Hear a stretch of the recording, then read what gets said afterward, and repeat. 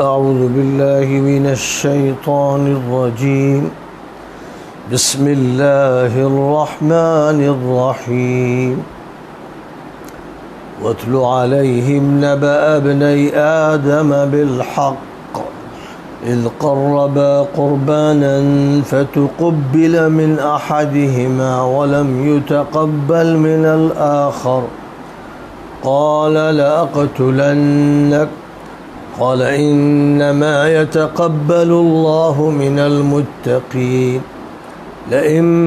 بسطت إلي يدك لتقتلني ما أنا بباسط يدي إليك لأقتلك إني أخاف الله رب العالمين إني أريد أن تبوء بإثمي وإثمك فتكون من أصحاب النار وذلك جزاء الظالمين فطوعت له نفسه قتل أخيه فقتله فأصبح من الخاسرين فبعث الله غرابا يبحث في الأرض ليريه كيف يواري سوءة أخيه قال يا ويلتى أعجزت أن أكون مثل هذا الغراب فأواري سوءة أخي فأصبح من النادمين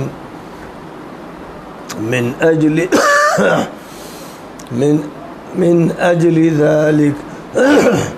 كتبنا على بني إسرائيل أنه من قتل نفسا بغير نفس أو فساد في الأرض فكأنما قتل الناس جميعا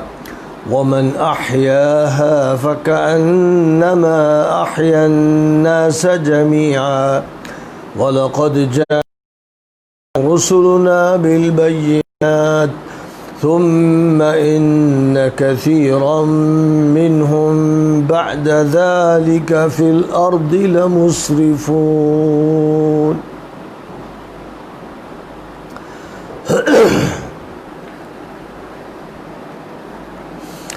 آدم علیہ السلام کے دو بیٹوں کا قصہ۔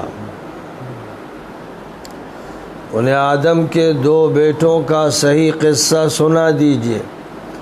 جب انہوں نے ایک قربانی پیش کی تھی، ان میں سے ایک یعنی حابیل کی قربانی مقبول ہو گئی کیونکہ مخلصانہ تھی، دوسرے کی نہیں قبول کی گئی کیونکہ غیر مخلصانہ تھی، تو اس نے حسد میں اس سے کہا جس کی قربانی قبول کی گئی کہ میں تجھے مار ڈالوں گا۔ اس نے کہا کہ اللہ تعالیٰ تقوی شعاروں کی قربانی قبول فرماتا ہے، اگر تم نے مجھے قتل کرنے کے لیے ہاتھ بڑھایا تو میں تمہیں قتل کرنے کے لیے ہاتھ نہیں بڑھاؤں گا۔ میں اللہ سب کا رب ہے، خالق و مالک ہے، میں چاہتا ہوں کہ میرے اور اپنے گناہ کا تو ہی ذمہ دار ہو اور تو ہی دوزخ میں جائے، اور یہی ظالموں کی سزا ہے۔ آخر اس کے نفس نے اپنے بھائی کے قتل پر اس کو آمادہ کیا اور اس نے اسے قتل کر ہی دیا اور سب کچھ کھو دیا اور بازی ہار گیا۔ اب لاش کے دفنانے کے مسئلے میں پریشان تھا کہ اللہ نے ایک کوا بھیجا، ایک کوا اڑتا ہوا ادھر آیا جو زمین پر چونچے مار کر مٹی ہٹا رہا تھا تاکہ اللہ اسے دکھا دے کہ وہ اپنے بھائی کی لاش کیسے چھپائے، یعنی کیسے دفنائے۔ اس وقت وہ بڑی ندامت اور حسرت سے کہہ رہا تھا،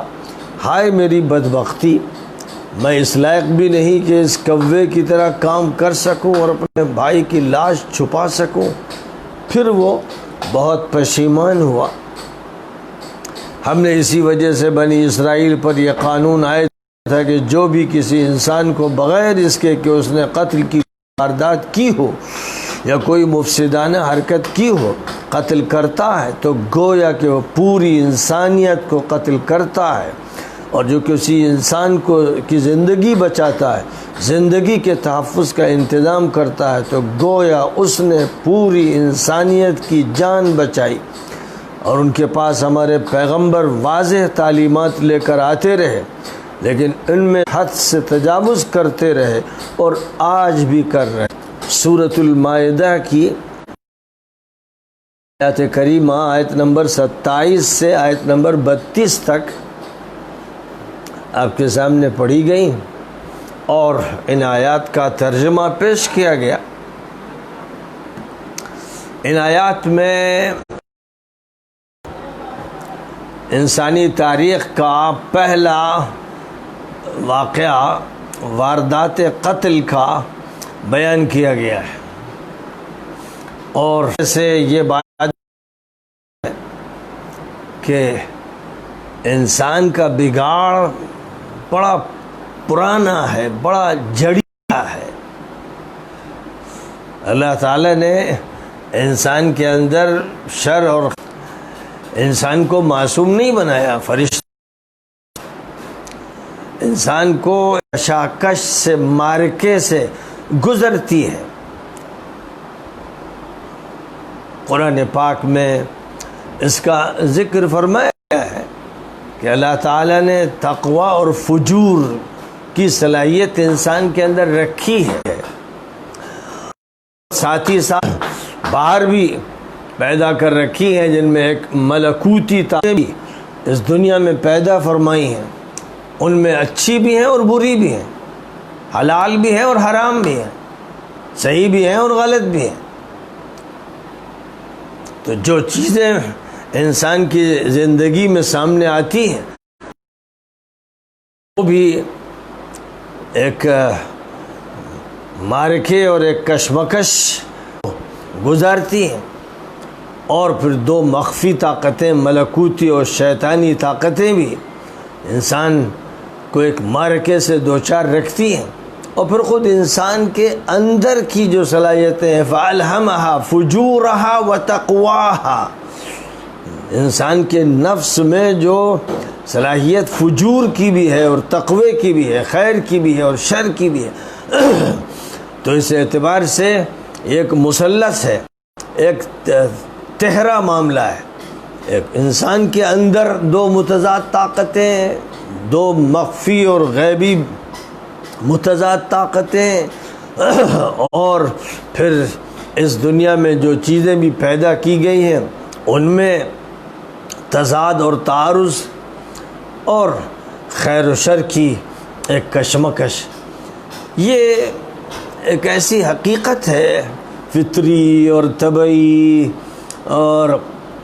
تاریخی انسانی زندگی کی کہ جس کا انکار نہیں ہو سکتا ہے۔ نبی صلی اللہ علیہ وسلم نے ایک موقع پر جب یہ بات ارشاد فرمائی تھی کہ ہر انسان کے ساتھ شیطان لگا ہوا ہے اور وسوسہ اندازی کرتا ہے، تو صحابی نے یہ پوچھا حضور صلی اللہ علیہ وسلم سے، کیا آپ کے ساتھ بھی ایسے ہی ہے؟ فرمایا کہ ہاں میرے ساتھ بھی ایسے ہی ہے، لیکن میرا جو شیطان ہے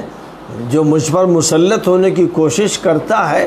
وہ میرے مقابلے میں زیر ہو چکا ہے، اس نے ڈگیں ڈال دی ہیں، اب وہ مجھے برائی سے محروم ہو گیا ہے، وہ کوئی بات اچھی ہی کہنے پہ مجبور، اور اس کا مطلب یہ ہوا کہ وہ اچھوں کو کسی اچھی بات کے ذریعے بھی کوشش کرتا ہے پھسلانے کی، گمراہ کرنے کی۔ تو جو آزمائش، اس آزمائش سے ہر شخص کو گزرنا پڑتا ہے۔ اللہ تعالیٰ نے آدم اور حوا کو فرمایا اور جنت میں بسایا تھا،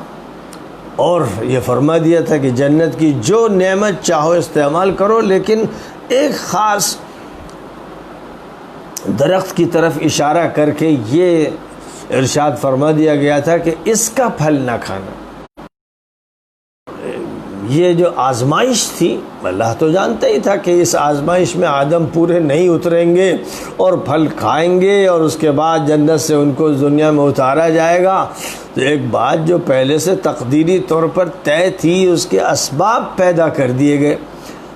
دنیا میں جو چیزیں بھی واقع ہوتی ہیں وہ اسباب کی ترتیب کے ساتھ واقع ہوتی ہیں، لیکن اسباب کی وہ ترتیب بھی تقدیری نظام میں طے شدہ ہی ہوتی ہے،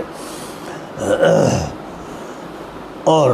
انسان بتدریج یا کبھی اچانک کسی واقعے کا سامنا کرتا، اور وہ واقعہ اللہ تعالیٰ کے منصوبے میں اور نظام میں پہلے سے طے شدہ ہوتا ہے۔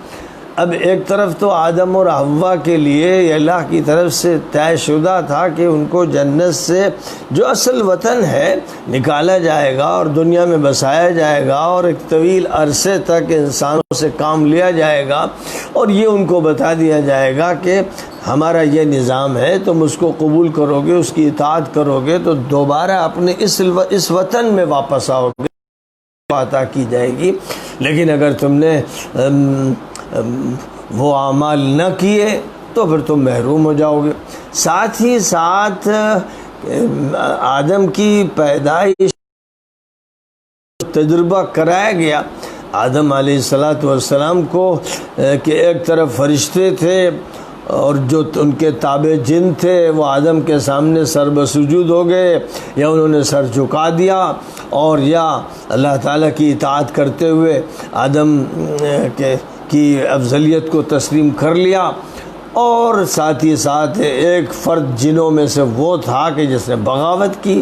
جس نے اللہ کی بات نہیں مانی اور جو آدم کے سامنے جھکنے کے لیے تیار نہیں ہوا۔ تو گویا یہ تجربہ بھی کرا دیا گیا کہ ایک ایسی طاقت ہوگی جو آدم کے خلاف ہوگی، آدم سے دشمنی کرے گی، اور یہ دشمنی اس کی حسد کی وجہ سے ہوگی۔ آدم کی فضیلت اور آدم کی ترقی اور آدم کی عظمت کو وہ برداشت نہیں کر پائے گا، اور جب وہ برداشت نہیں کر پائے گا تو حسد کی جو بیماری ہے اس میں وہ ملوث ہوگا، اور پھر وہ آدم کا دشمن ہوگا، اور آدم کو یہ بتا دیا گیا کہ اس دشمن سے چوکن نہ رہنا۔ لیکن جس دشمن نے آدم سے دشمنی کی اور آدم کو اس پر آمادہ کیا کہ وہ جنت کے خاص درخت کا پھل کھا لیں، اور اس کے بعد پھر آدم کو جنت سے نکلوا کر چھوڑا،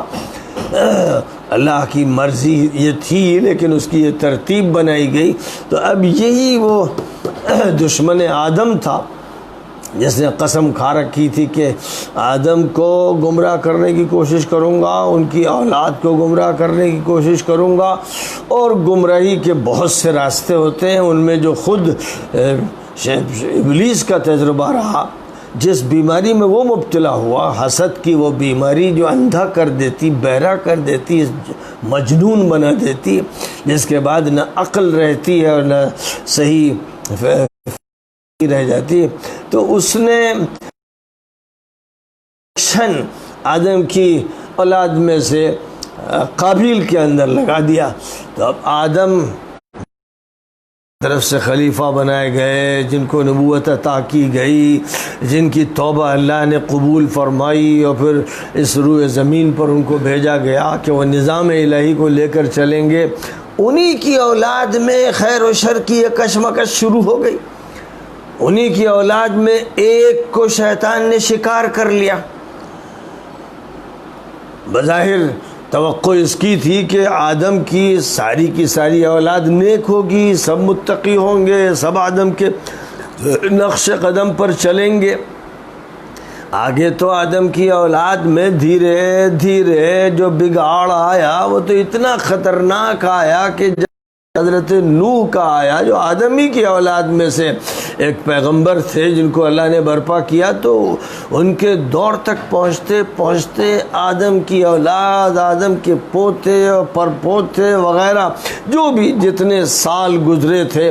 ایسے بگڑے، اتنے تباہ ہوئے، شیطان کے ایسے شکار ہوئے، ایسے مشرک بنے، کافر بنے، ظالم بنے، اور ایسے بنے کہ مثال نہیں۔ اور پھر اللہ کے ایک پیغمبر کو جو ان کے درمیان برپا ہوئے، انہی کے خاندان کے اور آدم ہی کی اولاد میں، ان کو انہوں نے 950 سال تک ستایا۔ یہ ایسی تاریخ ہے، ایک ایسی تاریخ ہے جس میں شیطان کی وہ بات کہ ولا تجد اکثرہم شاکرین، آپ ان کی اکثریت کو شکر گزار نہیں پائیں گے، اس کی حقیقت ظاہر ہو رہی ہے کہ شیطان کامیاب ہوتا چلا جاتا ہے، اور 950 سال تک شیطان نے حضرت نوح کو پریشان کیا، اور پریشان بھی اس طرح کیا کہ حضرت نوح کے جو بھائی بند تھے، انہی کے رشتہ دار تھے، خاندان کے لوگ تھے، ان کے ذریعے سے اللہ کے اس پیغمبر کو سخت تکلیف میں، سخت عذاب میں مبتلا کیا، خوب ان کا مذاق اڑایا، خوب ان پر ٹھٹھا کیا۔ اس کے بعد انجام کار جو ہوا وہ انجام تھا جس پر ابلیس کو خوشی تھی۔ عذاب الہی آیا، پوری قوم ڈبو دی گئی، طوفان میں تباہ کر دی گئی۔ ظاہر ہے کہ یہ شیطان کی خوشی کا موقع تھا، ابلیس کے لیے بڑی خوشی کا وقت آیا تھا کہ جن کو اس نے گمراہ کیا تھا وہ سب پیٹے گئے، وہ مارے گئے، ان کو سزا ملی۔ تو جو اس نے طے کیا تھا، یہ کہا تھا کہ میں بڑاس نکالوں گا، میں ان کو گمراہ کر کے رہوں گا، اس کے بعد قرآن جو ہمارے تاریخ پیش کرتا ہے اس میں جو پہلی نظر میں بات سامنے آتی ہے وہ یہی سامنے آتی ہے کہ ابلیس فتح حاصل کرتا رہا۔ حضرت نوح علیہ السلام کے طویل عرصے کے بعد پھر جب دوبارہ انسانی آبادی پھیلتی گئی، بڑھتی گئی، اور پھر انسانوں کو بڑی ترقی حاصل ہوئی، اور آدم کی اولاد، نوح کی اولاد میں ایک ایسی قوم سامنے آئی جس کو عاد کے نام سے جانا جاتا ہے، جو بڑی ترقی یافتہ اور بڑے ڈھیل ڈھول کے جسم رکھنے والے لوگ تھے۔ انہوں نے پھر ستایا، پھر اللہ کے ایک پیغمبر حضرت ہود کو پریشان کیا، ستایا، بے انتہا شرک کیا، بڑے مظالم کیے۔ پھر قرآن پاک آگے چل کر جو ذکر قوم سمود کا کرتا ہے، قوم کی آبادی اس علاقے میں تھی جس کو الحجر کہا گیا ہے، اور مدائن صالح کے نام سے بھی جو معروف رہی ہے، جہاں حضرت صالح کو برپا کیا گیا، وہاں پھر یہی انسان تھے، فتین، ظالم، مشرک، کافر، عنادی، بد کردار، جو ایک نبی کو ستا رہے تھے۔ قرآن تاریخ کے جو واقعات پیش کر رہا ہے اس میں تو یہی نظر آ رہا ہے کہ ابلیس جیت رہا ہے، اور وہ لاکھوں انسانوں کو تباہ کرتا ہے، پٹواتا ہے، سخت ترین عذاب میں مبتلا کرواتا ہے۔ تو دنیا میں وہ ان عذابوں میں مبتلا کرتا رہا، اور آخرت میں اپنے ساتھ جہنم لے کر رہا ہے۔ یہ ایک بڑا سوال ہے کہ انسانوں کی آبادی کی اکثریت اس شیطان کی طرف اتنی شدت سے کیسے مائل ہوتی ہے، اور اپنے اس دشمن کو کیسے دوست بنا لیتی ہے، بلکہ اپنا پیر مغاں بنا لیتی ہے، اور اس کے ساتھ ہی آگے بڑھتی ہے، اور انبیاء سے ٹکراؤ کرتی ہے۔ انسانی آبادی کی یہ بدقسمتی کیوں ہے؟ یہ ایک بڑا سوال ہے، اور ایک بڑی سخت ترین اور کڑی آزمائش، ایسے دور کے جس میں انبیاء کرام نے فتح حاصل کی ہو، اور فتح اس معنی میں حاصل نہ کی ہو کہ ان کی قوم کو جلا دیا گیا، بھون دیا گیا، مار دیا گیا، بلکہ ان کی قوم ان کے ساتھ ہو، اور پوری قوم کو لے کر اٹھی ہوئی ہو، اور اس کے بعد پوری دنیا میں اصلاح کا بگل بج رہا ہو۔ ایسی تو ہمیں قرآن کے ذریعے کوئی مثال ملتی ہی نہیں۔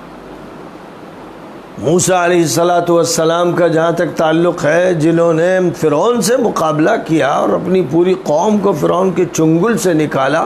اور آزاد کر کے جزیرہ نما سینا میں اس کو لائے، اس کا واقعہ آپ سن چکے ہیں، کل کے سبق میں سن چکے ہیں کہ وہ اتنے نالائق، اتنے نکمے کہ اللہ تعالیٰ نے اتنے زبردست انعامات ان پر فرمائے، لیکن وہ کفران نعمت ہی کرتے رہے، ناشکری کرتے رہے، حضرت موسیٰ کو ستاتے رہے،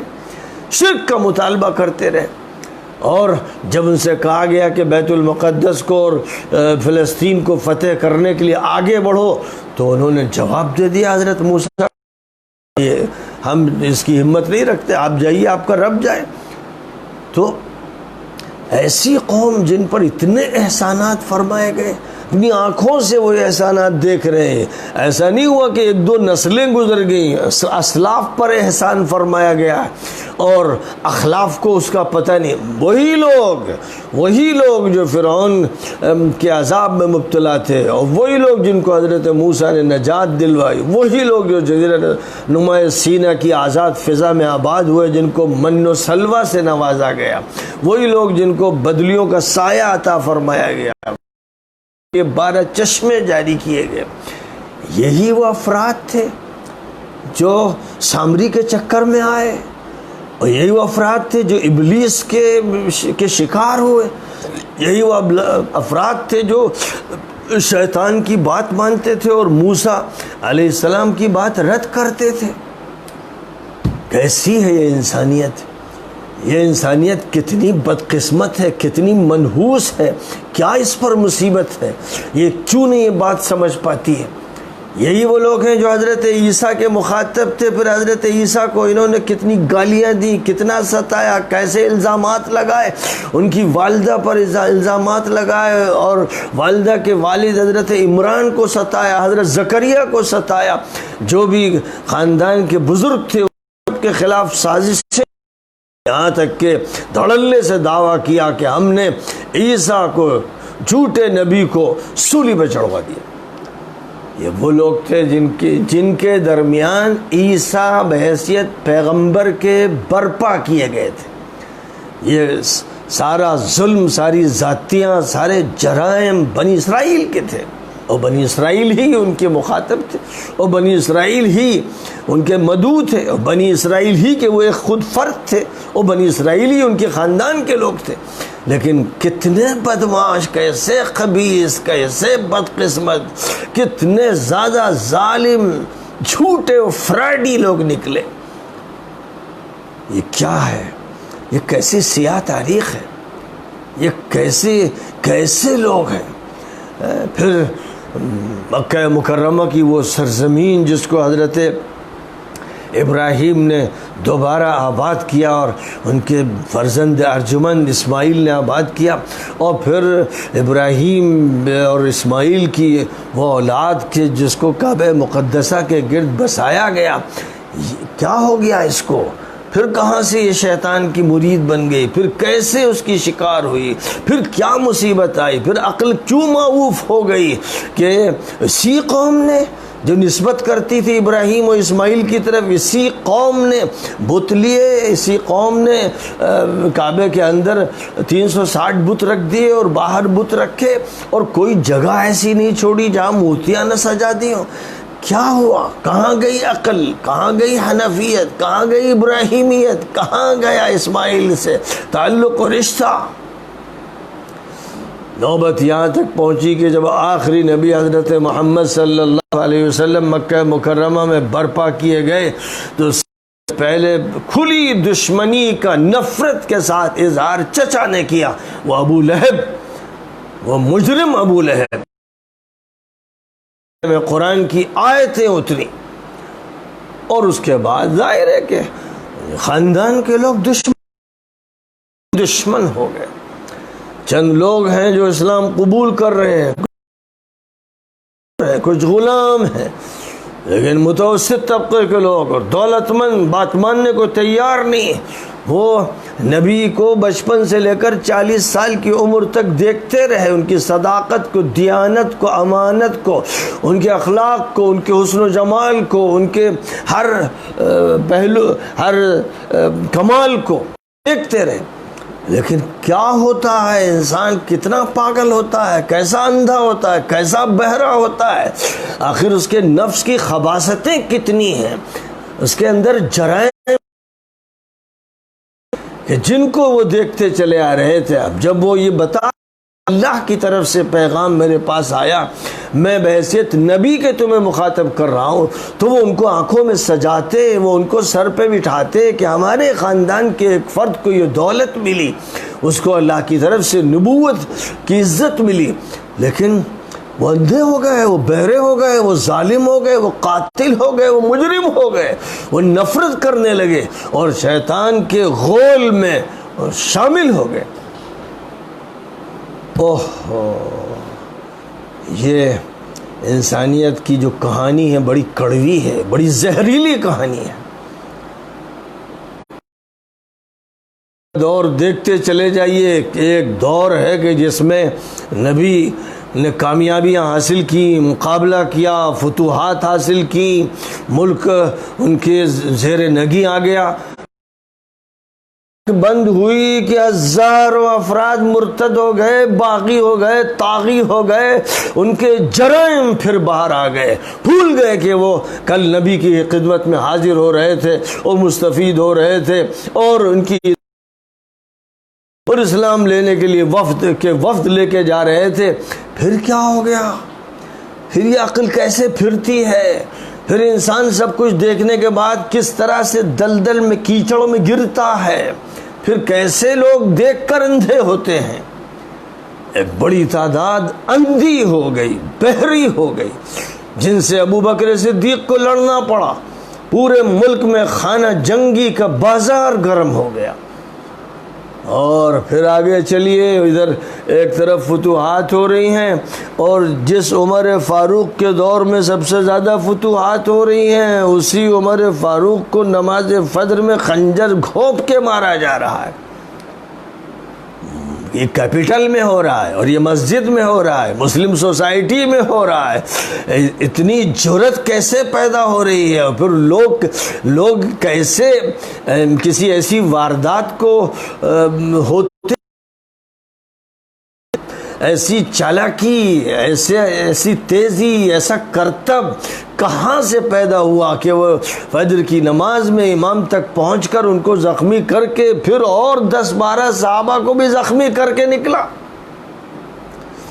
پھر یہ انسانیت آخر اتنی بگڑی ہوئی کیوں ہے، اور اس کے اندر فساد کا مادہ اتنی شدت سے کیوں ہوتا ہے، اور کیا کیا ہوتا ہے؟ ایسے حالات ہوئے کہ مدینہ منورہ اس مقدس بستی میں جہاں نبی پاک علیہ السلام آرام کر رہے ہیں، جو عمر فاروق آرام کر رہے ہیں، بڑے بڑے صاحب، وہیں پر خلیفہ راشد عثمان کے گھر کا گھیراؤ کر کے لوگ گھستے ہیں اور ان کو شہید کرتے ہیں، بڑی ظالمانہ کارروائی سے ان کا خاتمہ کرتے ہیں۔ کیا ہو جاتا ہے؟ یہ کیا ہے؟ انسانیت میں کون سی ٹیڑھ ہے یا کون سی کجی ہے؟ یہ شیطان کی فتوحات کیوں ہوتی ہیں؟ یہی کیوں ہوتا رہتا ہے؟ چین سے کیوں نہیں رہنے دیا جاتا؟ نبی پاک علیہ السلام کو یہ کیوں کہنا پڑا کہ میرے بعد خلافت راشدہ 30 سال رہے گی، اور اس خلافت راشدہ کا بھی حال یہ رہا کہ ابو کو لڑتے لڑتے وقت گزارنا پڑا خانہ جنگیوں میں، یعنی جو کل تک اسلام میں داخل ہونے والے تھے، حضور کی خدمت میں حاضر ہونے والے تھے، انہوں نے بغاوت کا بگل بجایا، یا ان کے بھائیوں نے، ان کے دوستوں نے، ان کے بیٹوں نے، ان کے گھر والوں نے، یہ وہ لوگ تھے جو باغی ہو گئے، اور پھر ان سے لڑتے لڑتے دوبارہ اسلام کو ایسا لگا کہ فتح حاصل ہو گئی ہے۔ لیکن اس کے بعد عمر کے ساتھ وہ کیا گیا، عثمان کے ساتھ یہ کیا گیا، اب چوتھے خلیفہ راشد، حضور کے فرزند ارجمند کی طرح، حضور کے محبوب داماد، حضور نے جن کو مسلمانوں کا ولی قرار دیا، ان کی یہی افراد جو نبی کا نام لیتے ہیں، یہ نبی ہی کے محبوب اور نبی کے چاہے ہوئے لوگوں کے خلاف کھڑے ہو جاتے ہیں۔ جو صلحاء ہیں، جو وفادار صحابہ رسول بدر میں شریک رہے، جو بیت الرضوان میں شریک رہے، باقی ان کو مارتے ہیں، قتل کرتے ہیں، ان کے سر پھوڑتے ہیں، ان کے ہاتھ کاٹتے ہیں، ان کا خون بہاتے ہیں، اور اس میں وہ تسلی محسوس کرتے ہیں اور اسی پر فخر کرتے ہیں کہ خلافت راشدہ کا خاتمہ کر کے رکھنا ہے اور ملوکیت کے نظام کو لے کے چلنا ہے، اور اس میں مسلمانوں کی دولت کو لوٹنا ہے اور وراثی نظام جاری کرنا ہے، ایک منحوس نظام کو جاری کر جاتا ہے۔ نیت کو کیا ہو جاتا ہے؟ لوگ پاگل کیوں ہو جاتے ہیں؟ آخر شیطان کیوں غالب؟ ایک بڑا خطرناک مسئلہ ہے۔ اس کے بعد جو قتل و قتال کی سنت چلی ہے تو کبھی عالم اسلام کو چین نصیب نہیں ہوا۔ اس کے بعد تو بس ہزاروں لاکھوں کا قتل کھیل ہے، ایک تماشا ہے، جیسے ترکاریاں کاٹ دی جائیں، جیسے آلو ٹماٹر کاٹ دیے جائیں، ویسے گردنیں کاٹے جانے کا ایک رواج قائم کیا گیا، ایک سنت کی گئی۔ اور ظاہر ہے کہ وہی وراثت ہے جو چلتے چلتے آج ہمارے اس دور میں پہنچی ہے کہ اب مسلم ملکوں کے حکام کا یہی کام ہے کہ ان کے پاس جو دشمنوں کی فوجیں ہیں وہ اپنے عوام کو کچلنے کے لیے انہیں استعمال کرتے ہیں، ان کو باہر کی کسی طاقت سے نہیں لڑنا ہے۔ ان کے نزدیک اسرائیل دوست ہے، صہیونی دوست ہے، صلیبی دوست، اور دوست ہی نہیں، آقا ہیں، وہ ان کے پیر ہیں، بزرگ ہیں، وہ ان کے سردار ہیں۔ وہ ان کی ماتحتی اختیار کر کے جو فوج اپنے ملک میں بناتے ہیں یا جو فوجیں ان کے حوالے کی گئیں، جن فوجوں کے پیٹ سے یہ گندی اولاد پیدا کی گئی، ان کا کام یہ ہے کہ عوام کو کچلیں، قوموں کو دبا دیں، ان کو دوبارہ غلام بنائیں، ان کو پیس کے رکھ دیں۔ اب اس کے بعد وہ کہتا ہے کہ ہم نے یہ بات نے کسی کو قتل کیا ہو یا زمین میں کرپشن و فساد پھیلایا ہو، ایک انسان کو مارتا ہے وہ پوری انسانیت کا قاتل ہے۔ تو اب بتایا جائے کہ قرآن یہ بات کہہ رہا ہے اور مولوی صاحبان اور وائز صاحبان اور خطیب صاحبان بڑے زور سے آیت کا حوالہ دیتے ہیں۔ اس کے بعد جب ان سے کہا جاتا ہے کہ جو ظالم اور مجرم اور قاتل حکام روزانہ کسی نہ کسی انسان کو شہید کرتے ہیں، علماء کو مارتے ہیں اور دینداروں کو مارتے ہیں اور طلباء کو مارتے ہیں اور جیلوں میں ٹھوستے ہیں اور ٹارچر کرتے ہیں اور مسلسل یہ عمل کر رہے ہیں، قرآن ان کے بارے میں یہ کہتا ہے کہ وہ پوری انسانیت کے قاتل ہیں اگر ایک کے قاتل ہیں۔ لیکن یہی وہ لوگ جو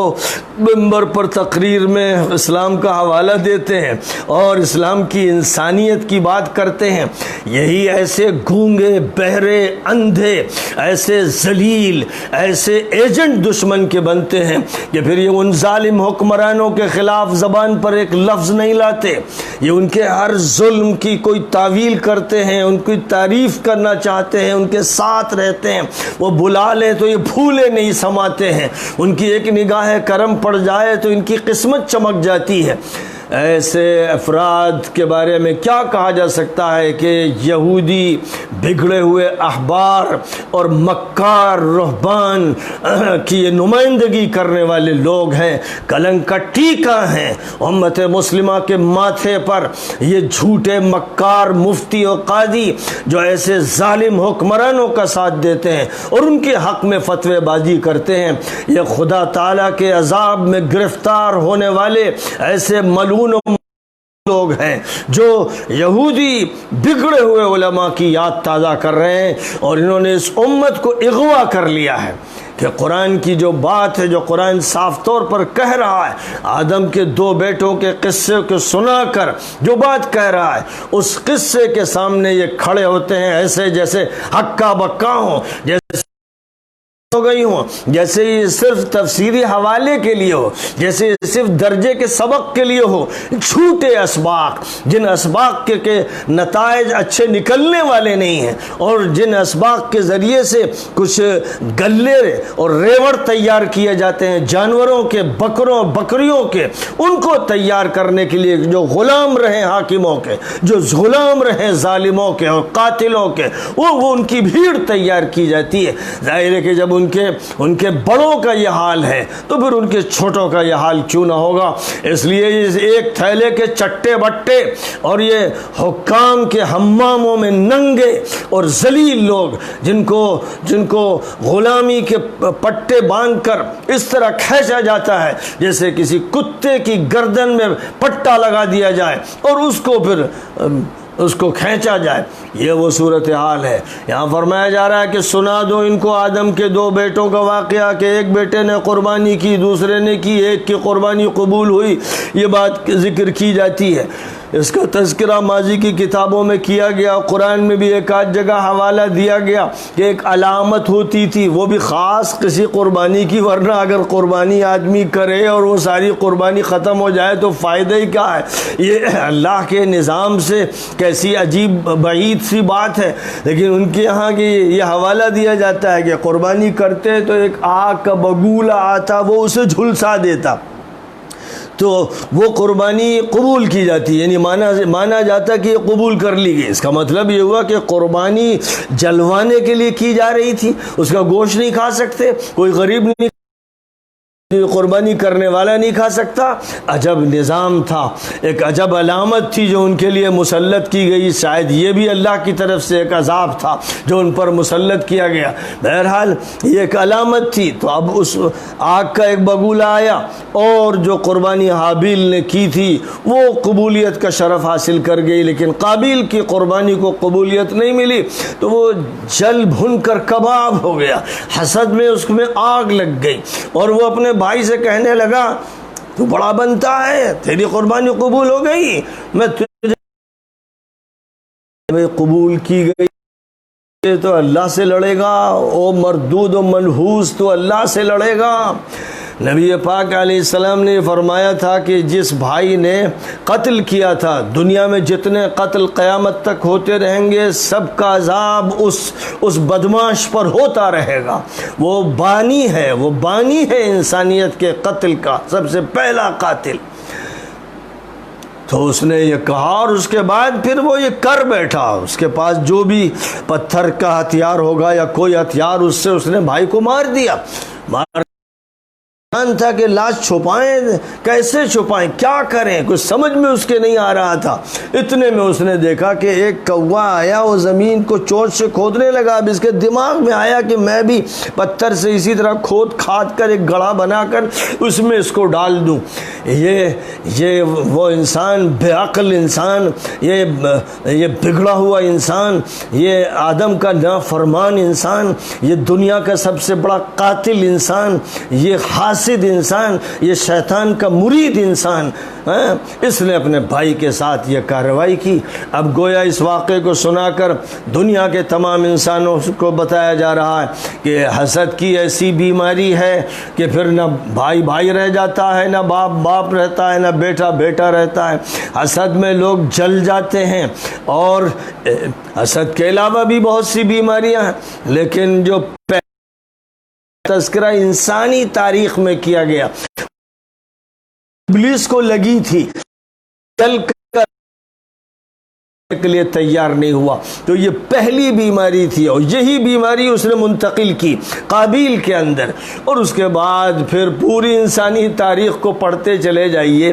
جس کے ہاتھ میں طاقت رہی، جس کے ہاتھ میں لاٹھی رہی، جس کے ہاتھ میں ہتھیار رہا، وہ یہی کرتا رہا، وہ یہی بدماشیاں کرتا رہا، یہ جرائم کرتا رہا۔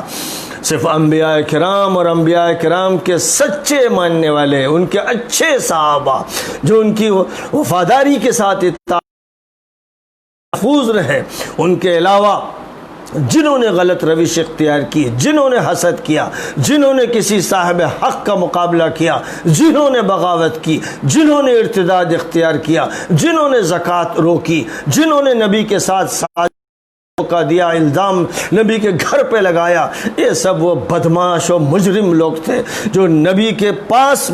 جاتے تھے، بیٹھتے تھے، لیکن ان کے دلوں میں نفاق بھرا ہوا تھا، اور ان کی یہ حرکتیں اس حال میں ہوتی تھی کہ نبی کے دسترخوان پہ یہ کھانا بھی کھاتے تھے اور آپ کے پیچھے نماز بھی پڑھتے تھے، لیکن اسی کے ساتھ ساتھ ان کے اندر کی خباثتیں اچھل کر سامنے آتی رہتی تھی۔ یہ واقعہ قرآن پاک میں جب سنایا گیا تو اس کے ضابطہ بیان کر دیا گیا کہ ہم نے لکھ دیا تھا بنی اسرائیل پر۔ تورات میں یہ موجود نہیں، لیکن تلمود میں اس کا تذکرہ ہے، اور وہاں بھی اس طرح ہے کہ کوئی اسرائیلی کو مار دے تو ایسا۔ پھر اس کے بعد کہیں اس کا بھی ذکر ہے کہ کسی بھی انسان کو، تو کیونکہ ان کے یہاں قومیت کی بلکہ نسلی فخر و غرور میں وہ مار دیے گئے، وہ پوری دنیا کو ملیش مانتے ہیں اور صرف اپنے کو منتخب مانتے ہیں۔ وہ بیماری جو برہمنواد میں ہے، وہی بیماری اسرائیلیوں کے یہاں اور یہودیوں کے یہاں تھی اور آج بھی ہے۔ بہرحال قرآن جو بات کہہ رہا ہے وہ انسانی بنیاد کو سامنے پیش کرتے ہوئے ارشاد فرما رہا ہے کہ جس شخص نے بھی کسی ایک گناہ کو مارا، جس نے قتل نہیں کیا کسی کو، اس کو قتل، تو اس نے پوری انسانیت کو قتل کر دیا۔ اس لیے خوب یاد رکھیے، ابھی تاز میں جو کچھ مصر میں سی جیسے قاتل و مجرم نے کیا، اور اس کو کروانے کا مجرم عبداللہ تھا، اور اس کے بعد دوسرا مجرم سلمان، اور اس کا بیٹا سب سے زیادہ ناپاک و مجرم و قاتل محمد بن سلمان، اور اس کے بعد اسرائیل سے دوستیاں رچانے والا وہ ذلیل و خار محمد بن زائد، یہ اور اس طرح کے جتنے بھی لوگ ہیں، یہ لاکھوں انسانوں کے قاتل ہیں۔ انہوں نے صہیونیوں اور صلیبی پورے سیریا کو صاف کیا، پورے عراق کیا، قحط کیا، انہوں نے لیبیا کے اندر خون کی ندیاں بہائیں، انہوں نے مصر میں اللہ کے نیک و صالح بندوں کے خلاف ہتھیار چلوا کر ان کو تحقیق کیا، ان کی جانوں کے، ان کے جسموں کے چتھڑے اڑا دیے۔ یہ وہ لوگ ہیں،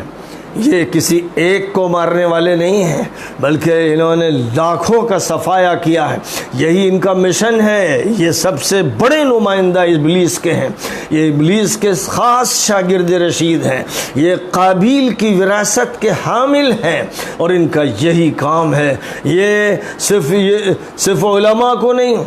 ایک امیر، ایک شہزادہ دوسرے شہزادوں کو مارتا ہے اور جیلوں میں ڈالتا ہے، اس کی کرسی نہ چھینی نہ جا سکے، اس کے لیے ہر ناکردنی کرتا ہے، ہر ظلم کرتا ہے، ہر گندی حرکت کرتا ہے، ہر سازش کرتا ہے۔ جمال خاشق جی کو جس طرح اپنی سفارت خانے میں ترکی کے شہر استنبول میں مارا، اور اس کے بعد اوروں کو کسی بھی مقام سے اغوا کر کے صحرا میں پھینک دیا اور آگ میں جلا دیا، جہاز میں نشانہ بنا کے چتھڑے اڑا دیے۔ یہ جرائم ایسے ہیں کہ انسانیت ان جرائم کے سامنے تو کانپتی ہے، لرزتی ہے، اور فرشتے صبح سے شام تک لعنتوں کی بارش کرتے ہیں، اور زمین کے اندر سے جو لعنتیں ہیں وہ ابلتی چلی جاتی ہیں۔ یہ وہ لوگ ہیں کہ جن کے ساتھ جو شخص شامل ہو، اور جو شخص بھی ان کے ساتھ کہیں بیٹھ جائے، اس کو سمجھنا چاہیے کہ اتنا حصہ اس کے لیے لعنت کا ہے جس کو وہ سنبھالے ہوئے ہے، اور جب تک وہ زندہ رہے گا یہ لعنت اس کے ساتھ چپکی رہے گی۔ اور آخرت میں اللہ تعالیٰ نے جو بات فرمائی، من یقتل مؤمنا متعمدا فجزاؤہ جہنم خالدا فیہا وغضب اللہ علیہ ولعنہ واعد لہ عظیم۔ اتنی سزائیں ایک مومن کو بھی جان بوجھ کر جس نے قتل کیا وہ ہمیشہ جہنم میں رہے گا، وہ ملعون رہے گا، خدا کے عذاب کا شکار، سخت ترین سزا دے گا۔ اس کے بعد کیا؟ اس سب کے باوجود تعویل ایک سلسلہ ہے جو مولوی پیش کرتے ہیں، تو قاتل ہیں ہی، وہ تو مجرم اور خبیث ہیں ہی، لیکن وہ طبقہ جو حدیث اور قرآن کی آیتوں کا استعمال کر کے مذاق بناتا ہے، ٹھٹھا کرتا ہے، اور یہودیوں سے بدتر پوزیشن اختیار کرتا ہے، وہ اللہ کو منہ کس طرح دکھائے گا، وہ نبی کا سامنا کیسے کرے گا، وہ قرآن کی ان آیتوں کے بارے میں کیا کرے گا، اپنے کفر کا کس طرح اظہار کرے گا۔ یہ وہ حقائق ہیں جن سے منہ چھپایا نہیں جا سکتا ہے، اور چاہیے کہ پوری صفائی کے ساتھ اور انصاف کے ساتھ آیتوں کو ماننے کا اقرار کیا جائے، یا انکار کر کے اپنے کو ملت سے علیحدہ کر لیا جائے۔ وآخر دعوانا ان الحمد للہ رب العالمین۔